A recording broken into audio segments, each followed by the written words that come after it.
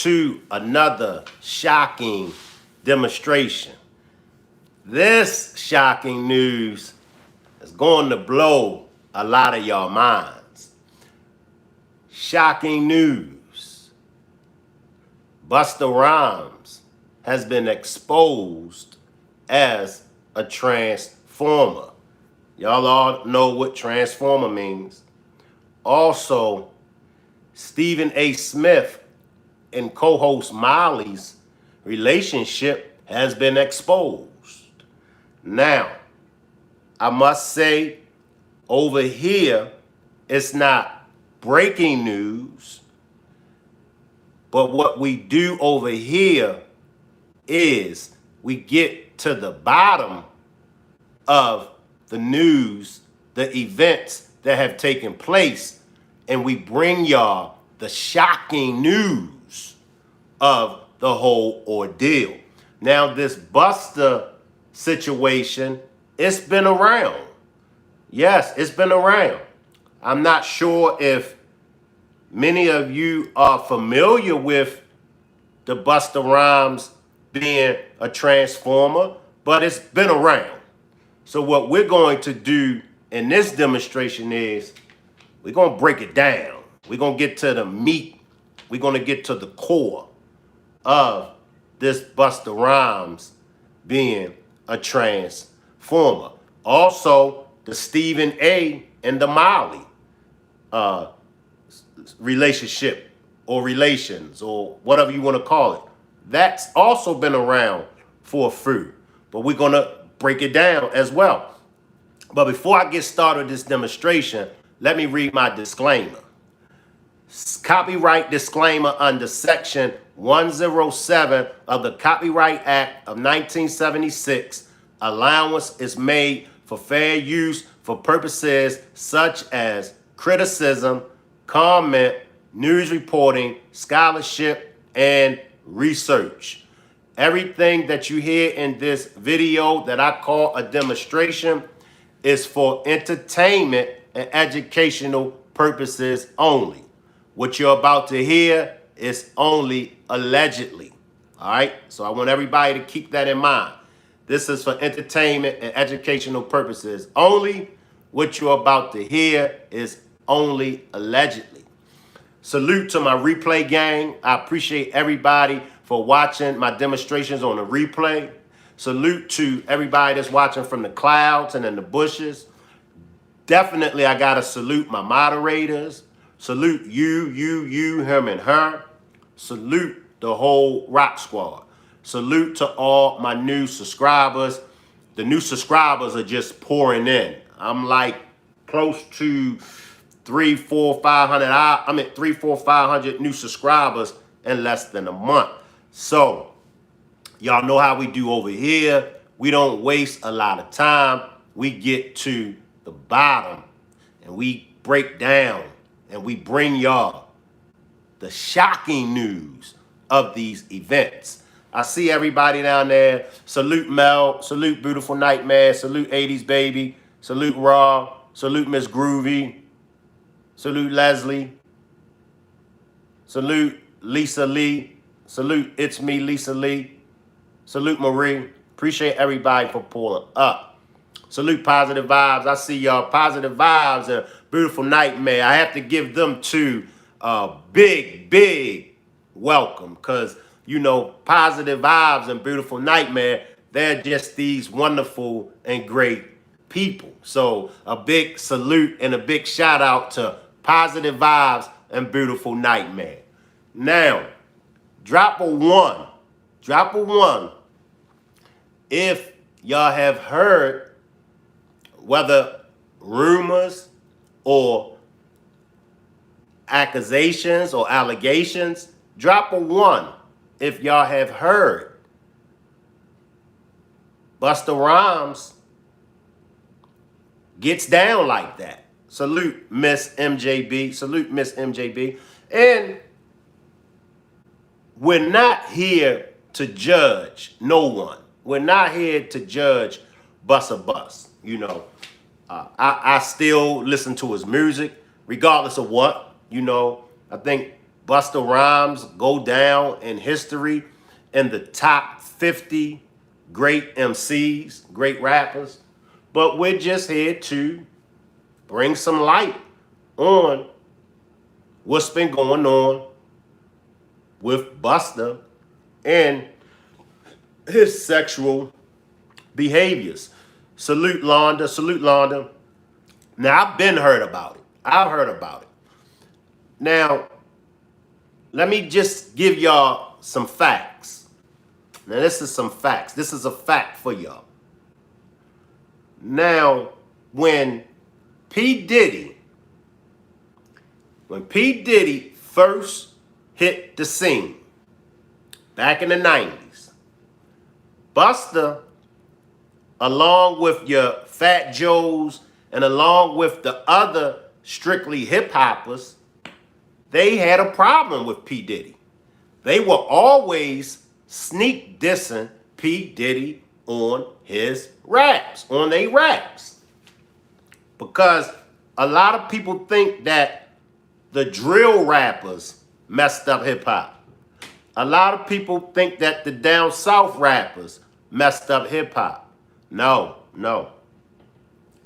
When P. Diddy came through with Bad Boy Records, those strictly hip hoppers, those backpackers, they was on P. Diddy's head.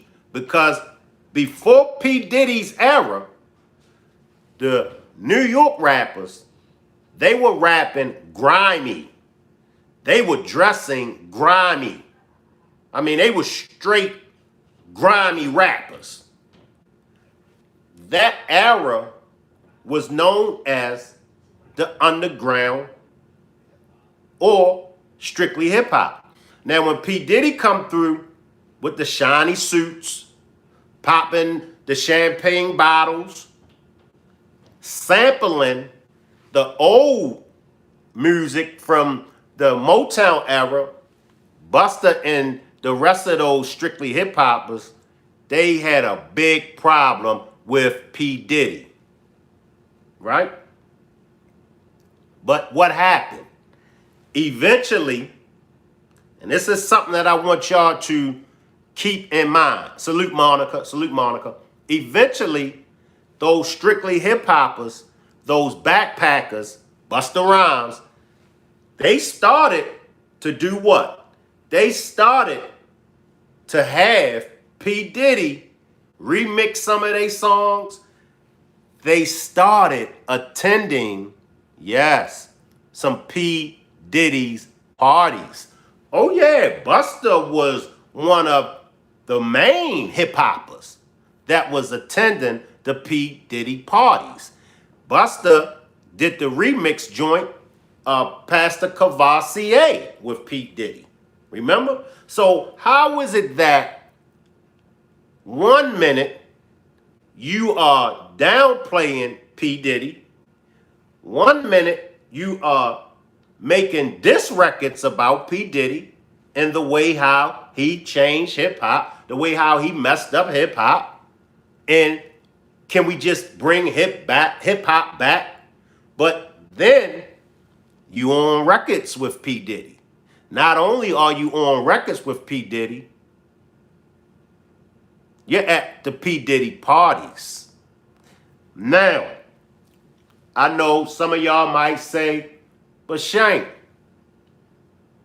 nobody has came out with any receipts. Shank, it's only he say, she say. Shank, it's only rumors. No one has came out, no Transformers have came forward and mentioned anything about having any affairs with P. Diddy. There isn't even no pictures of Busta out there with a Transformer. All right? We have pictures. Not only do we have pictures, we have a former bodyguard. We have a former bodyguard of Busta Bus. And I'm going to run this clip of one of Busta's former bodyguards. A big shout out to Cam Capone. And I think I have it right here. Okay.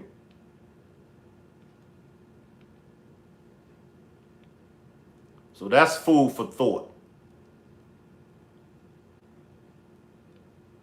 We have a former bodyguard.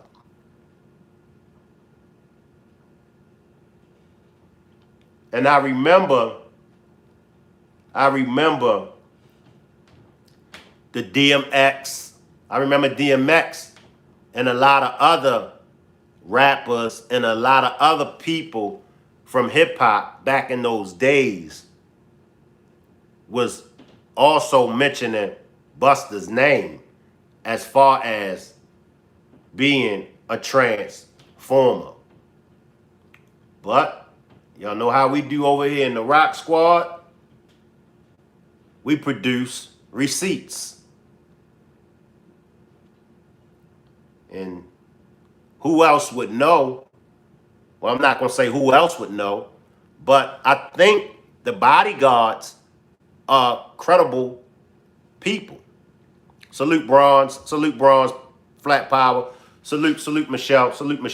So let's go to Busta's Bus, former bodyguard, and then we're going to come back.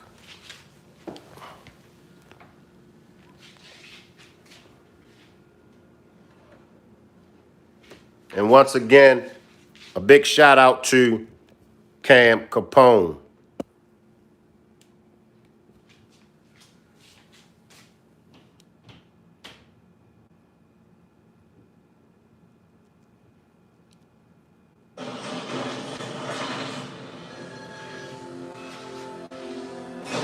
I seen you talking about Busta Rhymes before. Oh yeah. In some of your videos. Oh yeah. Super zest monster. For sure, bro. That's my thing, bro. Like this been common knowledge though. As I said before, this has been common knowledge. It been out there. It been out there about Busta. All my promoter homies would always say, man, you know, we gotta bring some we gotta bring some what they call them, I'm not gonna say it on there. They call them fun boys. They say we gotta have some fun boys in the section for Busta. And we know fun boys, that slangology is transformers, transmissions, and the other trans. Said that we got to have some fun boys in the section for Busta, but there's more. You know, I bodyguard for Ghostface Killer before. You feel me? And being around him, you hear things. You feel me? I'm like, damn. And my auntie like the biggest Busta Rhymes fan. You feel me? Like every cookout she playing it.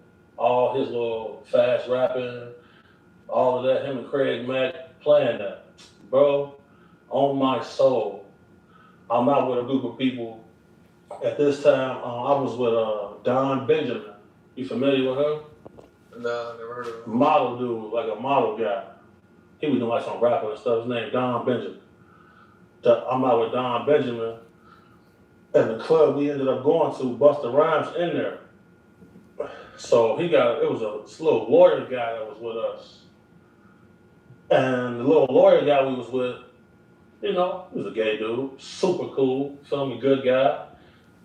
Bro, Busta Rhymes wanted him in his section so bad. Like, what? Pulled him to the section, like through the road. Let me clear this up. He mentioned Ghostface Killer, but he didn't mention Ghostface as being a transformer or being zesty or being with Busta. He mentioned that he did security for Ghostface, and while he was doing security for Ghostface, he heard a lot of things. So he didn't mention Ghostface as Ghostface being a transformer, but he only mentioned doing security for Ghostface. And while he was doing security for Ghostface, he heard a lot of things. Cut them off in the corner. So I'm looking like, well, he ain't come with us. Well, I know he was in the little groups. If I go out with somebody, like a group of people, I try to make sure everybody get there together and leave together. No, he stayed with them. He stayed in there with them, bro. For sure, bro. You ain't never heard about this before, have you? Bro, this is common knowledge, bro. Nah. If you in the mix, bro. If you in the mix, like I've been in the mix, you know this, bro. How long has it been like this known about Busta Rhymes? Well, I knew about this like in 2012. He said he knew about this since 2012. That's 12 years ago. I knew about this in 2012. How can we think nobody else speaks up on it or says anything? Because, bro, these people admire these people so much, they want to make sure they in the section, they at the club, they at the video shoot, they can get backstage. That matter most to them. That matters so much to people. It's crazy. Like, but if you notice, like, it's countless videos of Busta Rhymes getting mad at females for just being girls. This girl touched him one time, he go crazy, throw it. Did y'all hear that? Did y'all hear that? There are countless videos of Busta Rhymes getting mad at females. Drink on her and everything. See what I'm saying? Like, what? Why you getting mad at females? You go to these guys, they're in the club, go to their section. It's all men in the section. That ain't weird to nobody. It's definitely weird to me. And I know some of y'all might say, Shank, he might be reaching. I mean, I'm just keeping it 100. When we out at the clubs, we're out at the clubs for two reasons. We're either out at the club for business or we're out at the club for some sexual encounters later on, or possibly right then and there. But when we out, it's definitely going to be some females around. I'm going to the bar, sorry.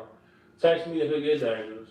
But there's all this club security in here, like nothing's gonna happen. Nobody wanna kill you guys, bro. Like, when I get jobs for people who really got a threat on their life, I move way there. Nobody wants to kill these entertainers like that, bro. Like when I do my threat assessment, there's never an immediate threat of danger. It's never a situation that they're gonna tell me, oh, this person wants to murder me, this person wants to bring harm on me. It's never like that. Them type of people be normal guys. So, I hear somebody say, oh, he's cute, I want him. So when I heard that, I turned around like, did he just say that? Making all this jewelry to attract some men in here? You wild. Shocked me. But sure enough. And that was the guy that Busta Rhymes pulled back? He pulled him into the section. And then they walled him off like this man. I'm like, damn. And that little dude was so happy. He couldn't believe that. He was shocked. But man, you ask, bro, anybody that's in the mix, bro, like you know, bro. Most of these dudes, bro, putting on a major act. They don't want to be themselves. It's crazy. They'll get mad at you for buying bottles of champagne to give the girls. They'll get mad, oh, we don't want these bottle rats in our section. What are we here for? Why are y'all here then? What are y'all here for? Just because y'all got booked to be here, okay, but sometimes they not booked. They just in there. So what they looking for, it ain't gonna be what you thinking of, on God. And that's what I said. You're either at the club for the fellas, you're even at that club for one or two reasons. You're there to handle business, or you're there for some entertainment. And as my man said, all the times that they be there, they ain't there on business. You know. What do y'all think? What do y'all think? Leslie says, so Busta is a trans from a woman to a man. Now, what do y'all think about the the weight loss that Busta has.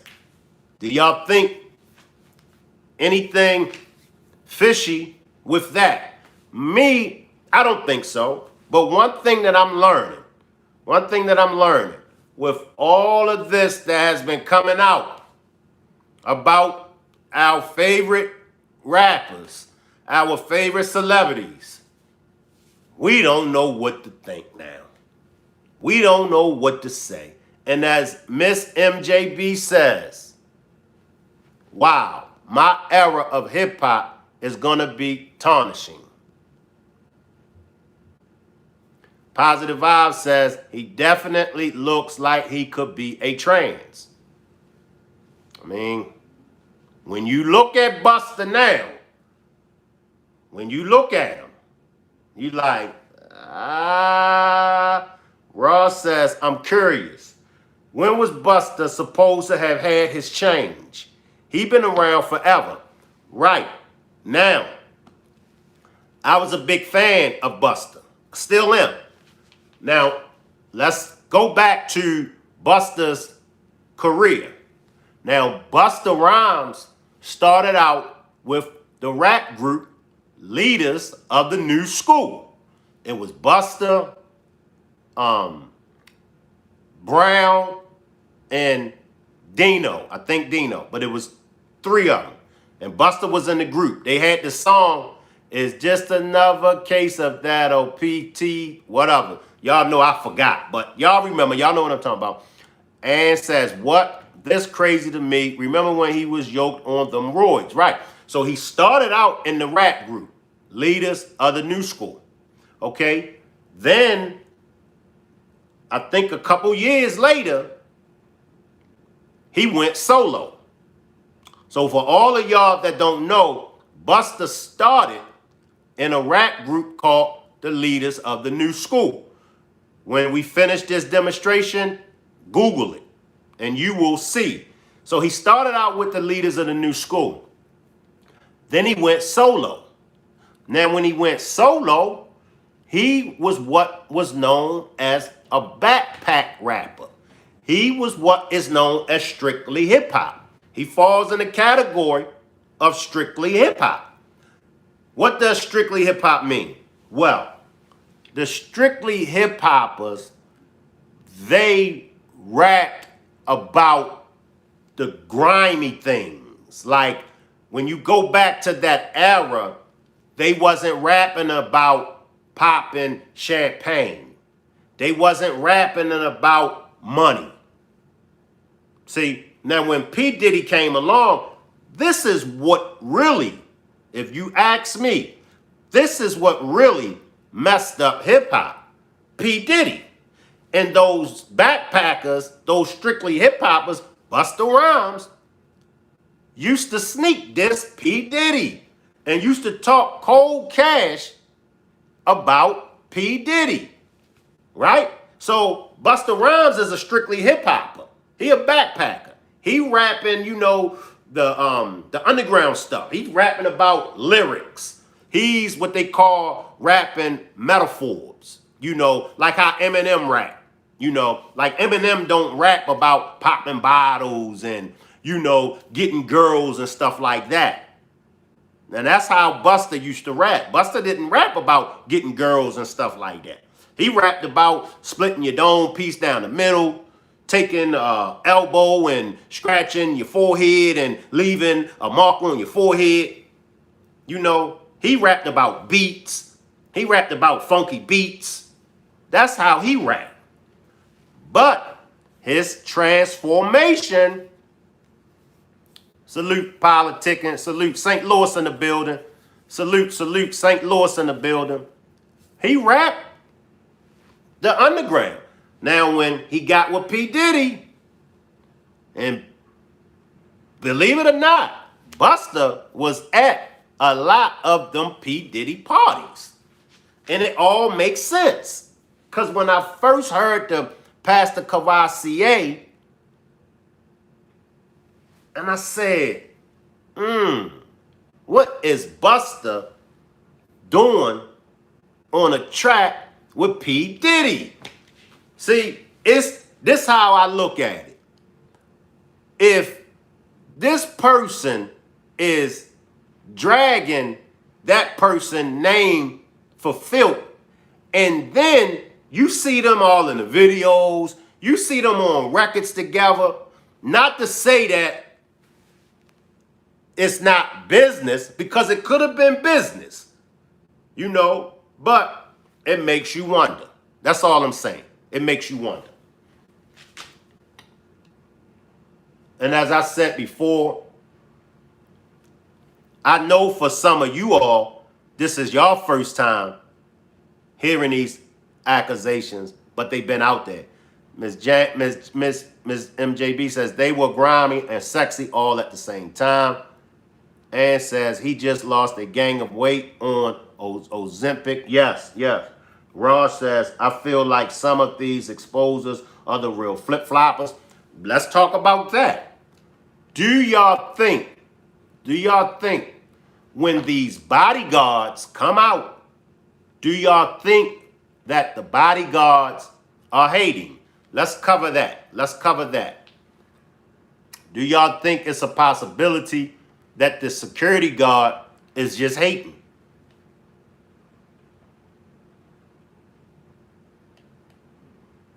Because there are a lot of things that I'm sure we all could speak about. Salute, Sagittarius.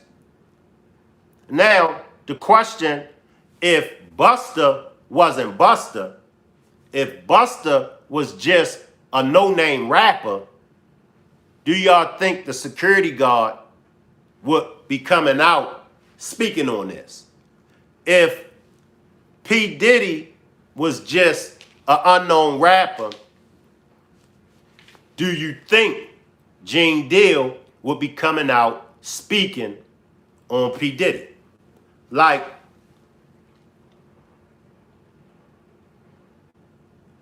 what's really going on? Like, what's going on? Like, are the security guards, are they doing it for clout?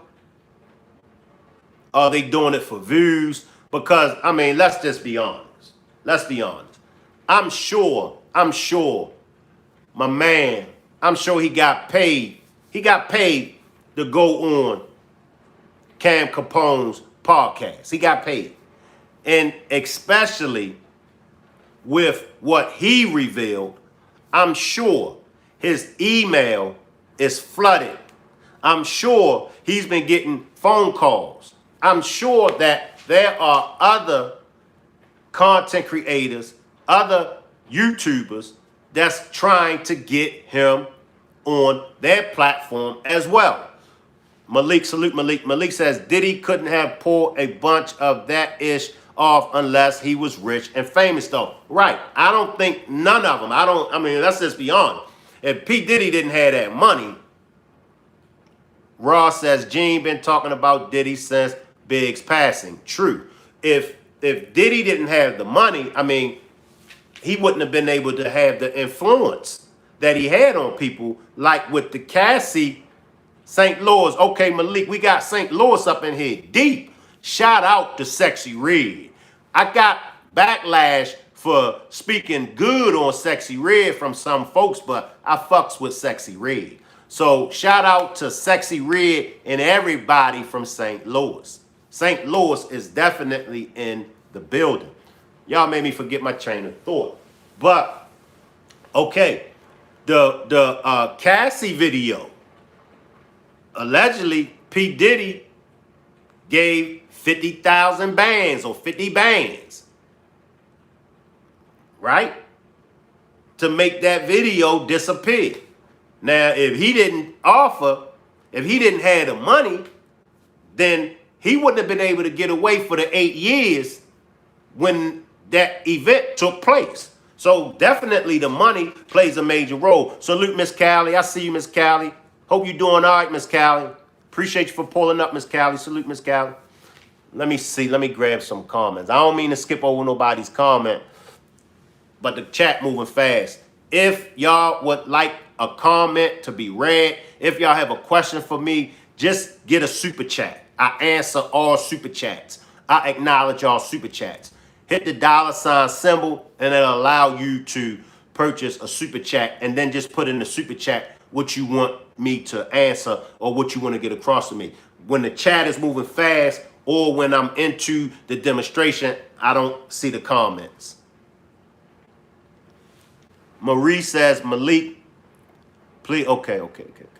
And please try to refrain from the profanity, y'all. But it's okay. This is your first time over here, Malik. Ann says, is Sexy Red good for the culture? I think that Sexy Red is good for the culture. And I'm going to tell y'all why. She's good for the culture because we have to realize what culture that we are referring to. And we have to look at the culture. Our culture is long and gone.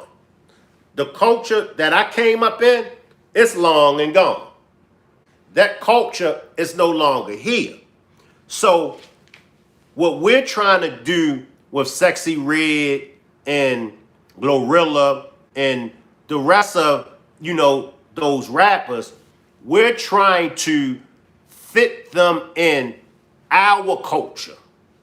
Now, is Sexy Red good for being a role model? No. It's a difference. It's a difference from being a role model and it's when we dealing with the culture. Because let's just be honest. If we wanna be real, if we wanna keep it real, our rappers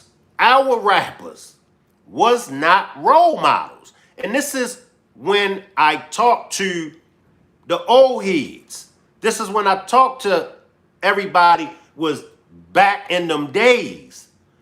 We got to remember the damage that we caused. We can't sit up here and act like we was holier than thou. We can't sit up here and act like we was righteous men. We can't sit up here and act like we was virtuous women. Little Kim, it wasn't nothing virtuous about Little Kim. I'm keeping it 100. It wasn't nothing righteous about P. Diddy. It wasn't nothing righteous about my favorite rapper, Tupac. So we got to stop looking at the Sexy Reds in them as if they're messing up the culture. They're not messing up the culture. They are a part of the culture. All right, what's the culture? The culture is hip hop. And what is hip hop? Hip hop is music. Hip hop is art. Hip hop is entertainment. Hip hop is bigger than rap. It's bigger than rap. Because if we go back in time, the first hip hoppers was the break dancers. The first hip hoppers was the pop lockers. The first hip hoppers was the DJ. I'm going back in time. Follow me now. The DJ was your first rappers. Go back in time. The DJs was the first rappers. It wasn't no rappers. The DJ was the only one on the mic. So hip hop is bigger than rap. Hip hop is not just rap. But you got to look at the culture. Now, when you look at Sexy Red, she's the culture. Believe it or not, Sexy Red is not the only one that dressed like that. Sexy Red is not the only one that rap like that. I think that we're being too hard on Sexy Red as a rapper. Now, would I invite Sexy Red to a PTA meeting? Would I invite Sexy Red to a school to speak in front of the children? If I did invite Sexy Red, I would have to let Sexy Red know that she cannot come dressed like that. I would say that she would have to put on some clothes. But what I'm trying to say is Sexy Red is not bad for the culture. Now, this is just my opinion, y'all. This is just my opinion, you know, because Sexy Red is our Little Kim. Go back before Little Kim. Now, when Lil Kim hit, do y'all realize that Queen Latifah, y'all do realize MC Lyte, y'all do realize those rappers before Little Kim didn't approve of Little Kim. And this is what I'm trying to get across to everybody. When the new lion steps on the scene, when the new lioness steps on the scene, the old lion, the old lioness has a problem. I go back when I was young. Matter of fact, watch this. Watch this. We'll go back to some old videos. I'm going to have to mute it so I won't get hit with a copyright infringement. I see y'all down there. Malik says, who in the game would you invite to speak at a school if you could ask anyone? I would invite all of them. I would invite all of them, Malik. Beautiful says, keep going. It was nothing virtuous about Sexy Red either. And that's true. That's true, Beautiful. But I would invite all of them. I would invite your Sexy Red. Why? Because they have more influence. They have more influence on the kids than I do. They have more influence on the kids than most of y'all. But I would set stipulations. I would say, look, you definitely had my blessings to come, but I would recommend that Sexy Red have on some clothes. Like you can't come dressed half naked, because the program, the event is about uplifting. The event is about education. The event is about empowering. And says you would have to have your assistant go buy her a fit. And that may be so. But I definitely would have her come and speak to the kids. And here's my thing. Here's my thing. I think and I believe that Sexy Red will be able to get across to the kids of today. Beautiful says they invited her to the school and wouldn't let her in because she was high, smelling like Mary J. Okay. 80 says Sexy Red doesn't have any good influence on anyone. MJB says they certainly didn't agree with Little Kim. Right, right. They didn't agree with Little Kim. I'd rather give that title to Meg. So, and I'm going to go back to some old videos. I'm going to have to mute it. But y'all can tell, y'all will be able to tell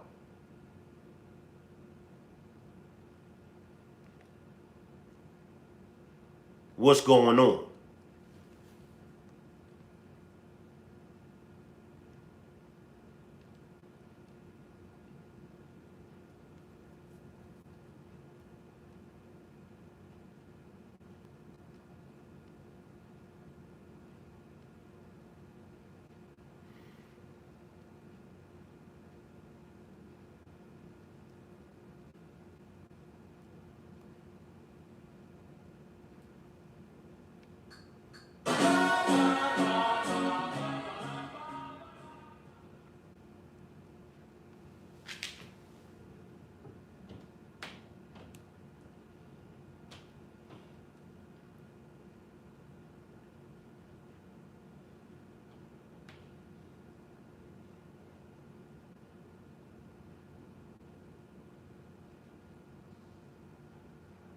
Let me see. I might be able to play it. Let me see.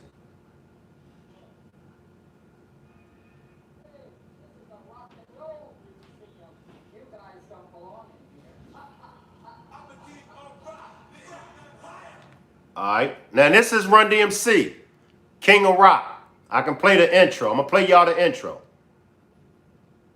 Now this is your early rappers. This was from 1980 when the King of Rock come out.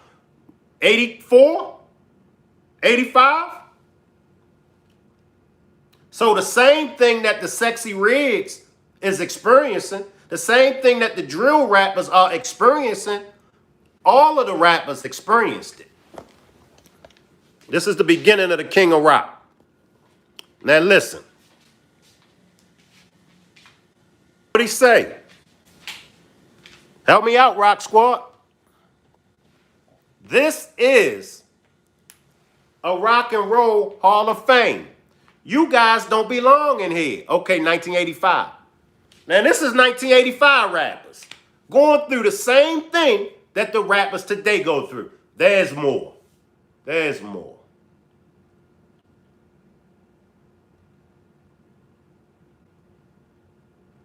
There's more, y'all. I'm going to come to y'all comments. Get a super chat if y'all want me to read it. Let's see what else.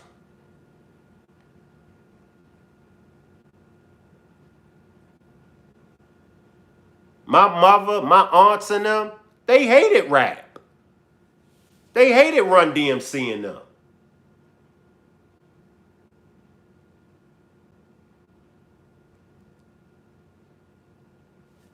I think I got one for y'all.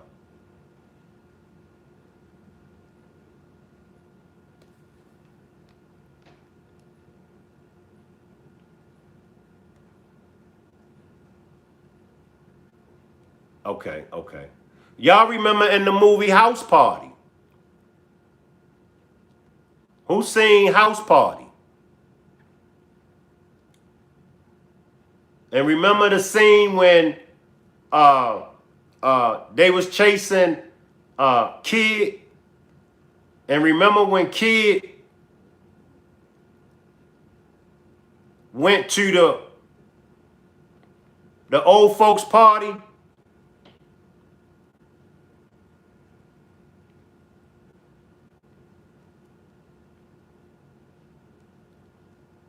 Like I said, just like today, just like us, some of us hate the rappers today.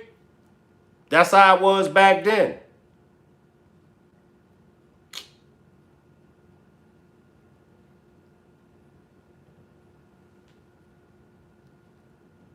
All right, here we go right here. I got one for y'all. Eazy-E went through this. Eazy-E went through the same thing.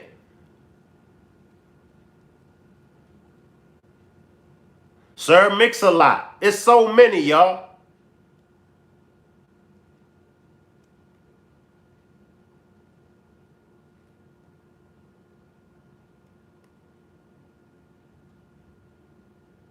I'm coming.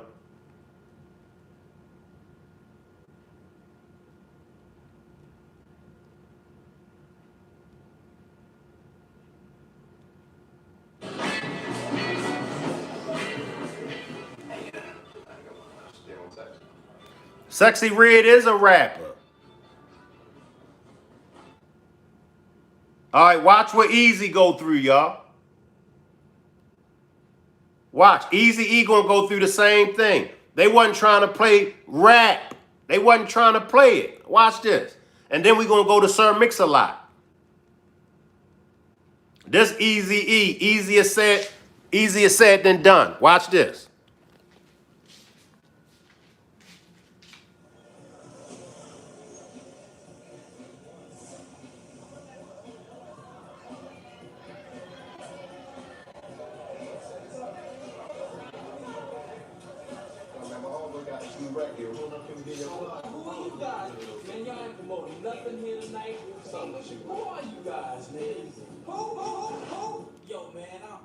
So right there, they wasn't trying to let Easy and them in with that record.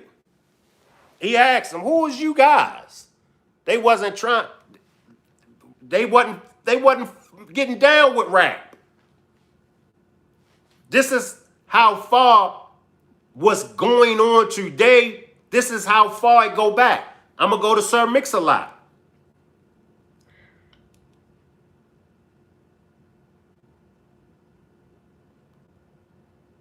All rappers experience this.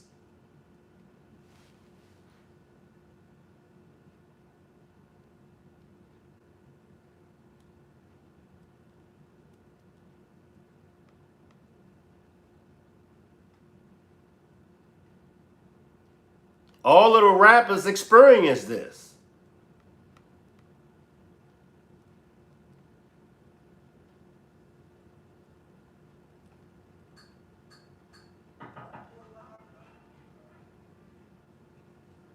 And this is Sir Mix-a-Lot. Same demonstration. Watch what they do to Sir Mix-a-Lot. And he had the hit song, My Posse's on Broadway.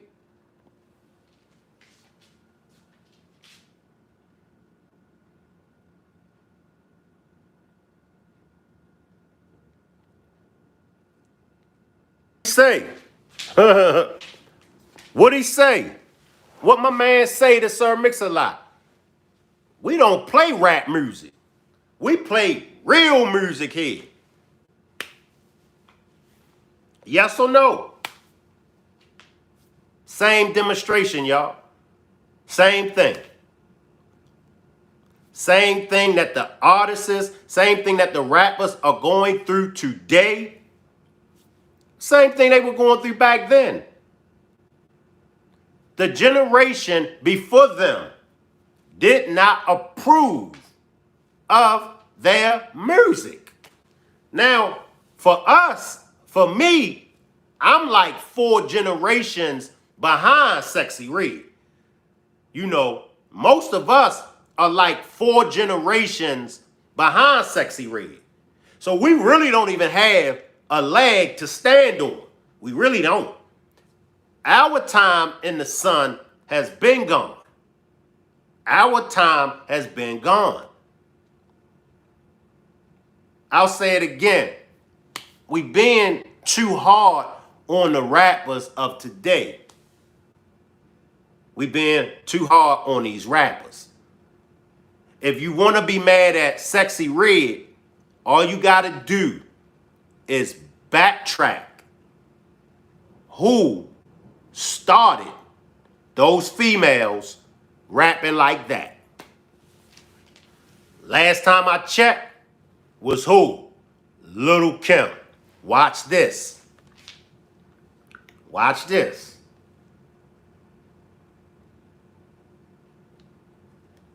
Watch this.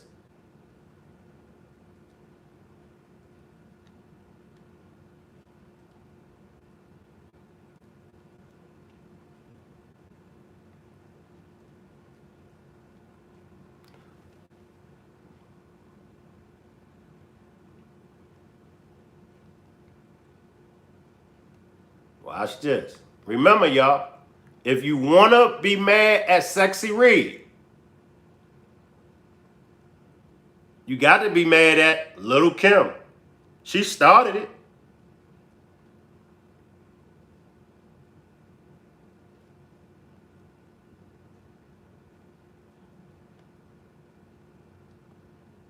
Little Kim started it.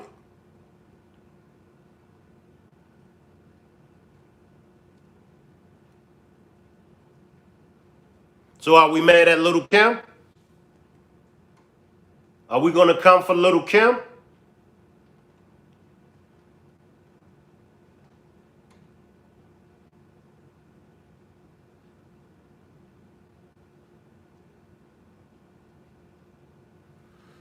Oh, boy.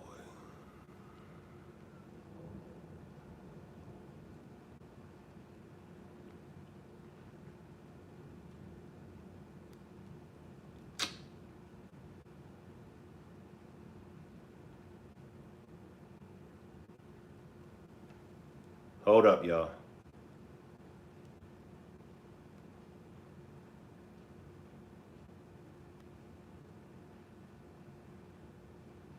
And Foxy Brown. Hold up, y'all.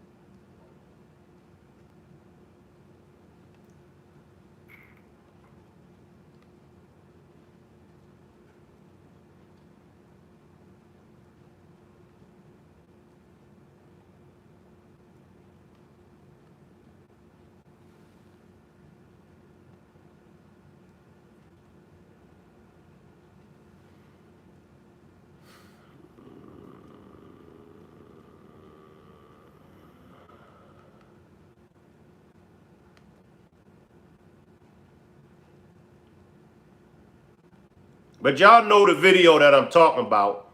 It's the video, it's Junior Mafia's video. I heard you on the radio, True. And this Lil Kim, she rocking the red hair. Lil Kim used to rock red hair. Lil Kim used to rock blue hair.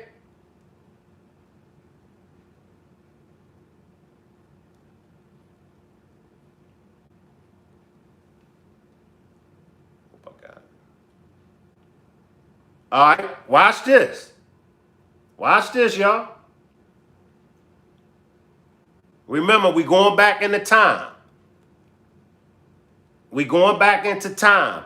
And when we go back into time, crush on you. Appreciate that. I got it. When we go back into time, you're going to see the influence that, believe it or not, that we had on the rappers today. Here's Lil Kim, a crush on you. I can't play the song for copyright purposes, but just watch the video. Look at the video. There that red go. Look. Yeah, that's sexy red. Look. Now, we're going to go back to the female rappers before her time and watch how they dressed. And they had a problem with Little Kim and Foxy Brown and them. Because remember, you had the Lady of Rage that would get gangster. You had the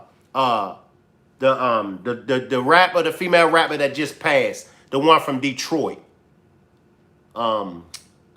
She was, rapping kind of like hardcore, but females didn't, and even they didn't dress in skimpy clothes.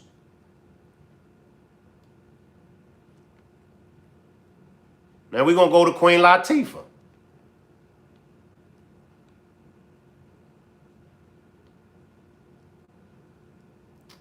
Oh.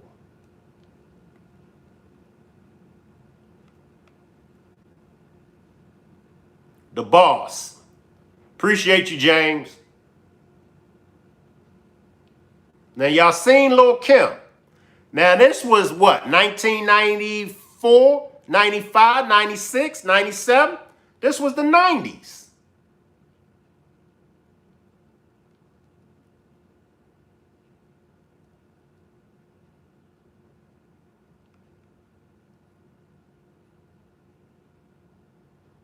And this was my joint right here by Queen Latifah. I wish I could play it. This was my joint. This is the Wrath of My Madness. But I want y'all to pay attention to how Queen Latifah is dressing. Pay attention to how they're dressing. Now, this was the rapper, the female rappers before Little Kim and Foxy. Now, y'all seen how Little Kim dressed. Now, this is Queen Latifah, Wrath of My Madness. She killed this. But look how the females are dressing. And look how the dudes are dressing compared to the P. Diddy video. Now, you see the dudes right here in sweatsuits. All right. Now, this video don't look nothing like Junior Mafia in that video. Now, look at Queen Latifah. Y'all see the difference? Y'all see the difference?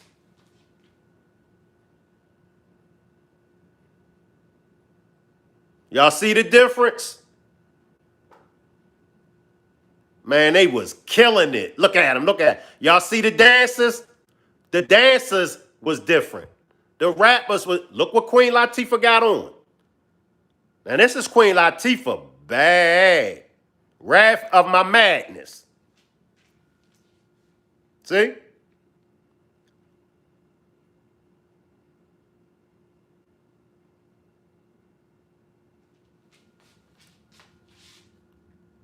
Do y'all see my point? Drop a 1 if you see my point. Drop a 2 if you still don't see my point. Drop a 1 if you see my point. Drop a 2 if you still don't see my point. Look at what they got on. Look at Queen Latifah.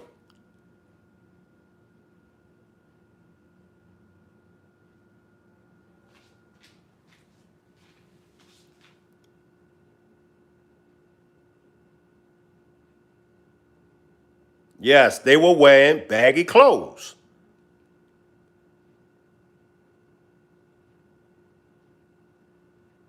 Now, we're going to go to your boy P. Diddy. Because before P. Diddy came, that's how they dressed. When P. Diddy stepped on the scene, I'm going to go to Busta Bust. Let's look at Busta's transformation. Matter of fact, now that song was by Queen Latifah, Wrath of My Madness. Now we're going to go to Busta's beginning career.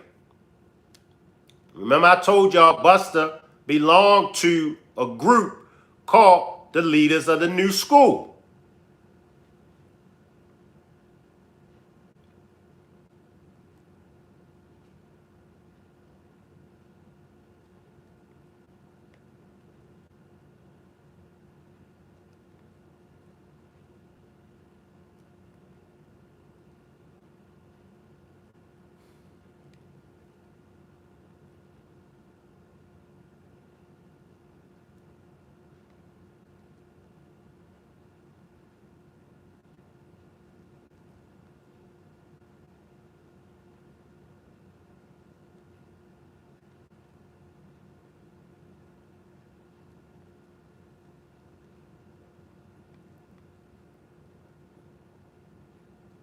All right.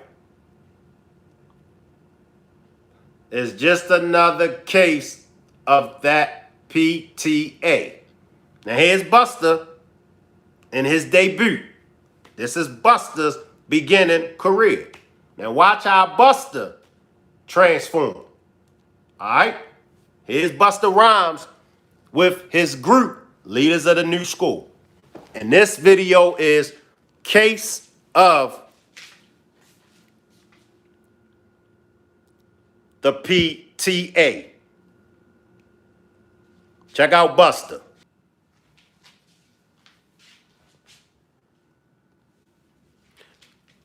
I muted the music, but they still got me for copyright. So can't even play the videos. But y'all get my point.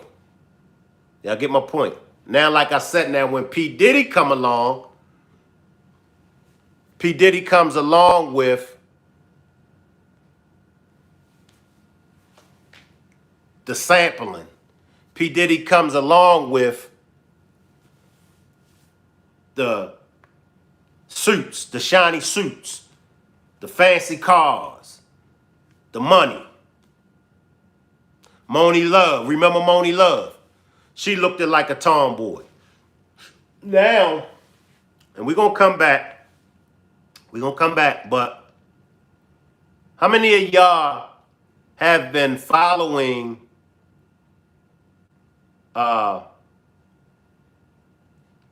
Stephen A.J.? How many of y'all watch First Take with Stephen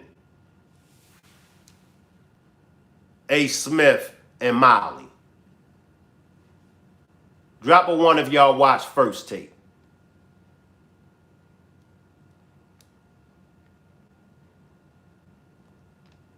Drop a 1 if y'all watch First Take. Okay, Leslie said yeah. OB, salute OB, and James said yeah. Now we're going to switch to, how many of y'all think that Molly and Stephen A. been messing around? Drop a 1 if y'all think Molly and Stephen A. have been messing around.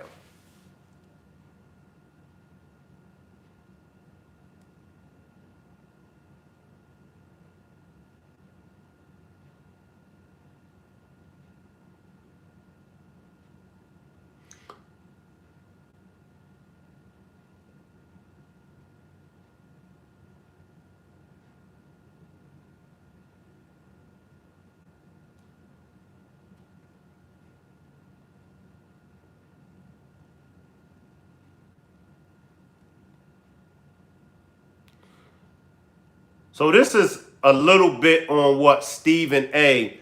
has to say about the Diddy situation.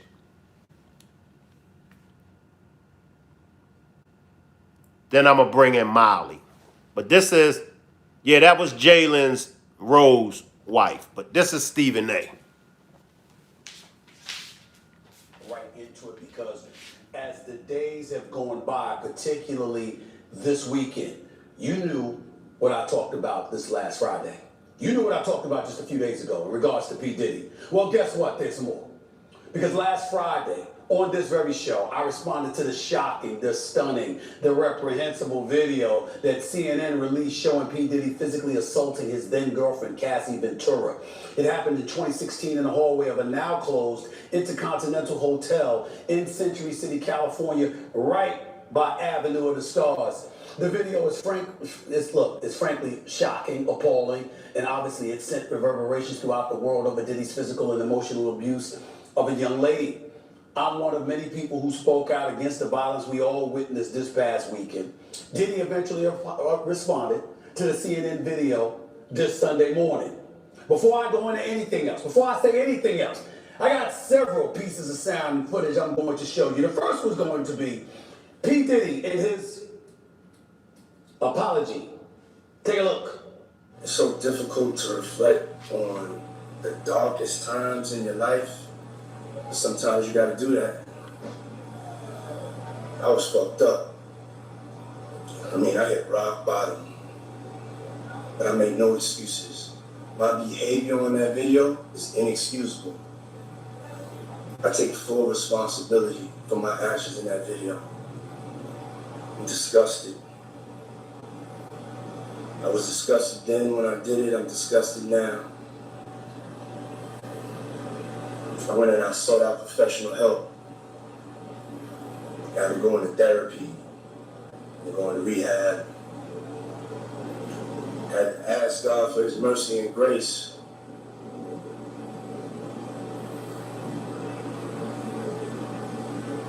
I'm so sorry. But I'm committed to be a better man each and every day. I'm not asking for forgiveness. I'm truly sorry. Oh, shit. Before I even give you my opinion, I've got an obligation to let you know we have yet to hear from Cassie, but one of her lawyers released a statement on Sunday following Diddy's apology. Here's what she had to say. Combs' most recent statement is more about himself than the many people he has hurt. When Cassie and multiple other women came forward, he denied everything and suggested that his victims were looking for a payday. That he was only compelled to quote-unquote apologize once his repeated denials were proven false shows his pathetic desperation, and no one will be swayed by his disingenuous words, end quote. And she's right, because here's Diddy's statement back in December of 2023, just a few months ago. And this was a month after Cassie had filed her lawsuit, which is where I was going. This is Diddy's statement, quote, "Enough is enough. For the last couple of weeks, I have sat silently and watched people try to assassinate my character, destroy my reputation, and my legacy. Sickening allegations have been made against me by individuals looking for a quick payday. Let me be absolutely clear. I did not do any of the awful things being alleged. I will fight for my name, my family, and for the truth."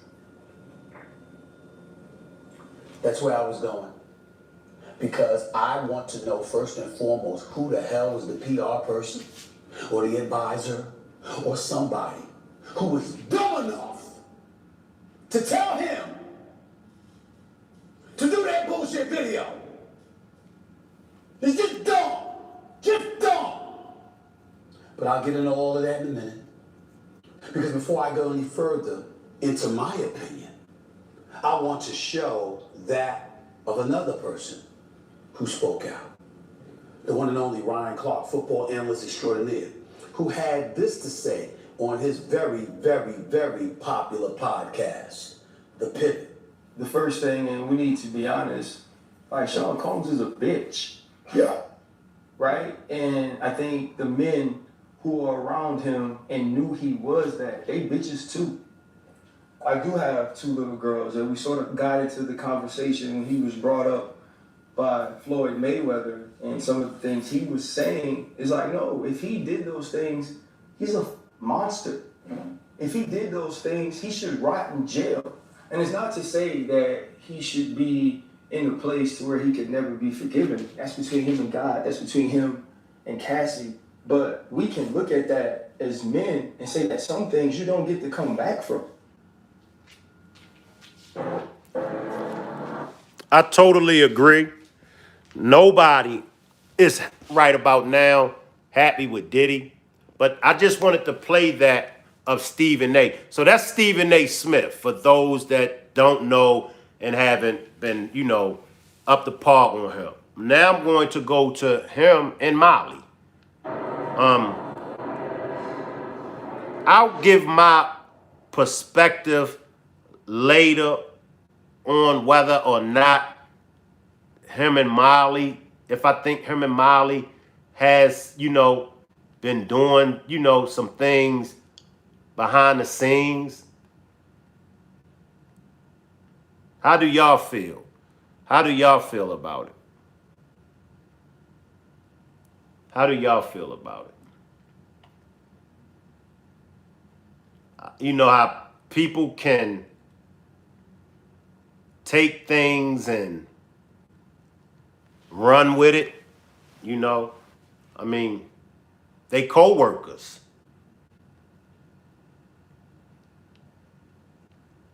They co-workers.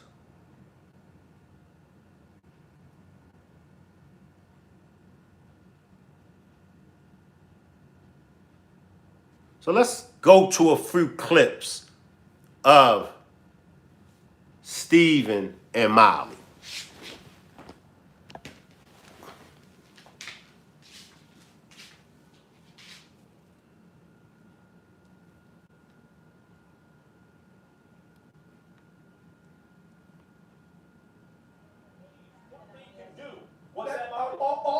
All I'm trying to say to you, Max, is that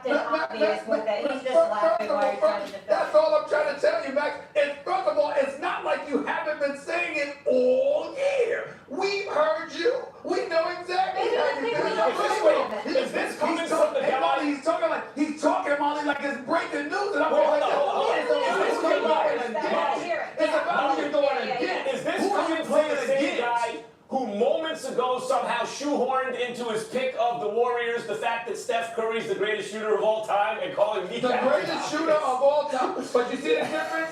I can say the greatest shooter of all time, Steph Curry. Right. That takes 5 seconds. Don't like your soliloquies, which takes 5 minutes. And you acting like we in a class at Columbia. We're not. You want to put a clock on? Time out. This is fun. Every day of the week. Stephen A., do you feel like... The last segment. Guys, can you all settle down, focus for a second? Do you guys feel like Draymond Green's going to be an X factor, though? Keeping his emotions in check, playing well on both ends?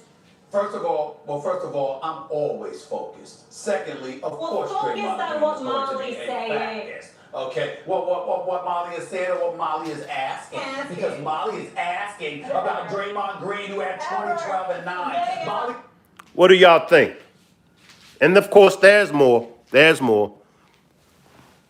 Do you think that there's some chemistry there? Do you think that it's a possible more to it than just that? Like I said, sometimes we can reach. Sometimes people can reach.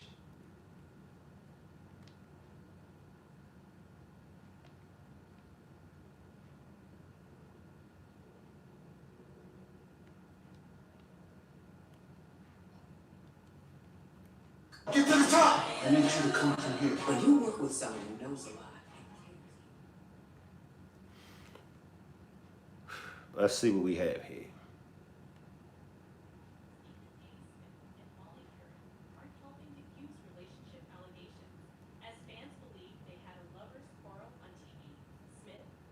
All right, let's jump into some commentary, y'all.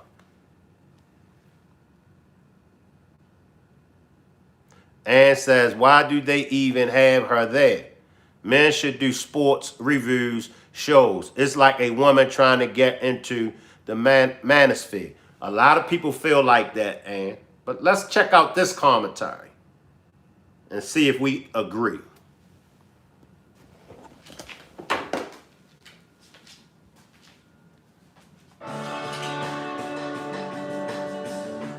Stephen A. Smith and Molly Curran aren't helping defuse relationship allegations, as fans believe they had a lover's quarrel on TV. Smith and Curran have worked together since July 2015, when Curran took up the moderator position from Kerry Champion. A year after being made a permanent part of the ESPN sports debate show, Curran started dating Smith's friend, the former NBA star Jalen Rose. Rose and Curran got married in 2018, but the relationship did not last long. In 2021, the NBA analyst filed for divorce, but both parties said that it was mutual, and they wanted to keep an amicable relationship. During the divorce, rumors swirled that Smith played a part in Karim and Rose's separation. Allegedly, he and Karim sparked their own romance. Rose shot down the speculation in a 2022 article with GQ, telling the publication that it was laughable. However, the gossip persisted. Since then, Rose has been let go from ESPN, and the rumors have ramped up as Smith and Karim seemingly get more flirtatious as time passes. During the November 2 episode of First Take, Smith and Karim got into an argument where the 56-year-old let fans know how much Karim contacts him. While talking about who they think would win the NFC in the NFL, Smith said, "I started off with Philly, but I have my trepidation based on what I've seen." Karim then asked him what team he was leaning toward, and Smith said he hadn't decided because his list is fluid, which is a running joke. The panel groaned, and Karim joked, "Thanks for educating us on TV. Maybe you can let us know when the show ends." Smith then made a joke, saying that he wasn't focused because he was too worried about how good he looked. Karim tried to talk about his pocket square, but Smith continued to boast about himself. Karim said, "Could you stop talking for once so I could compliment you? Does the pocket square have a stripe?" Smith said, "Yes, and if you tell me to stop talking one more time, I'm gonna wait until you pick up the phone to call me and watch what I do when you have these conversations. Watch what I do next time you call me." Karim said that she wasn't going to call him, but Smith shot back, saying, "You can't help it." Karim said she only calls him when things need to be done, but Smith said that she also calls him just to vent. Their argument had fans believing that they were more than just coworkers. One fan on social media wrote, "Stephen A. and Molly be flirting like a little middle school couple on ESPN every morning." While another claimed, "Stephen A. and Molly argue like they be fucking. Shit is comedy to watch." One commenter compared them to former Good Morning America co-hosts TJ Holmes and Amy Robach. This wasn't the first time Smith and Karim's actions could be taken as flirtatious this week. One day earlier, Smith discussed whether he would rather have Tua Tagovailoa and Tyreek Hill or Patrick Mahomes and Travis Kelce. Smith was talking to a female panelist in a lower and quieter voice than usual when Karim asked, "Why do you have to say it in that tone though?" She then mimicked his voice and said, "It's like the sexy voice that comes out." Smith said when he doesn't yell, his voice is always sexy, and that he was only doing it because Karim had told him to be quiet earlier. What are your thoughts? What are y'all thoughts? I'm not going to keep y'all that much longer. I do have to get up for work in the morning, and I'm sure most of y'all have to get up as well. So I'm not going to keep y'all that much longer. What are y'all thoughts? What are y'all thoughts? Are we reaching? So, as she stated that, Leslie says, yes, they are involved in some type of way. How do the rest of y'all feel? Do y'all feel like they are involved in some kind of way? We know that they talk, but they co-workers. So I'm sure if you work with somebody, you're going to get close to that person. And I'm sure they have took trips, business, I'm sure, And so I'm sure, when she may have been going through something, I'm sure she reached out to him, vice versa. What do y'all think? Leslie says it's something going on. I'm not 100% sold on it. I'm not 100% sold on it. Maybe it'll have to grow on me, but I'm not sold on it. What are y'all thoughts? What are y'all thoughts?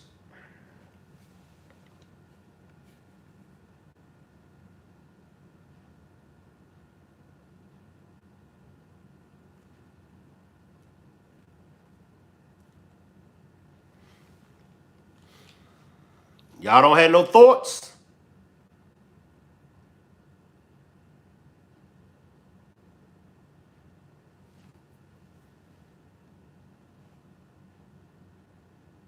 Ann says, I think they faking to get views. Strong possibility.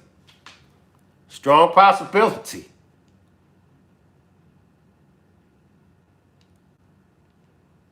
Strong possibility. They could be faking.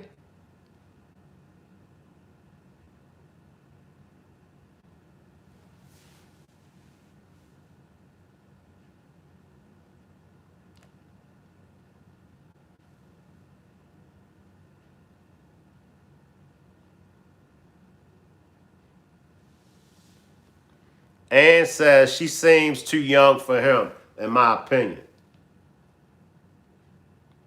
He almost 60.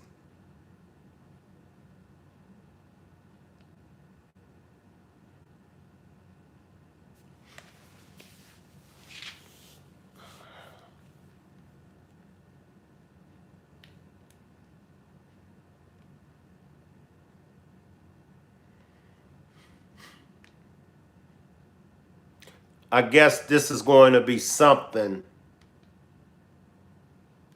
because I'm thinking like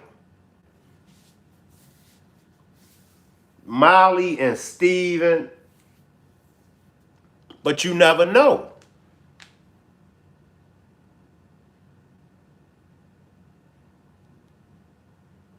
AD said, as long as they're a professional at work, it doesn't matter what they do in their private lives.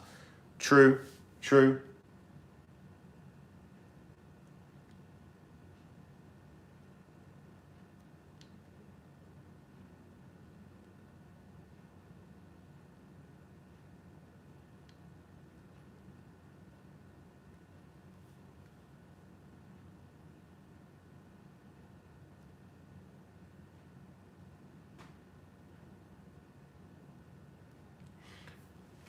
And on that note, everybody, I'm going to let you all get out of here. I appreciate everybody for pulling up. Salute to everybody on the replay. Salute to everybody that's in the clouds and in the bushes. Salute to all my moderators. Appreciate that from Positive Vibes. I can always get a positive quotation. I think that's why they call you Positive Vibes. I can always get a positive quotation. I can always get something positive out of Positive Vibes. I appreciate that Positive Vibes. But salute to my moderators. Salute to everybody. And I'll see everybody on the next demonstration. Salute, y'all.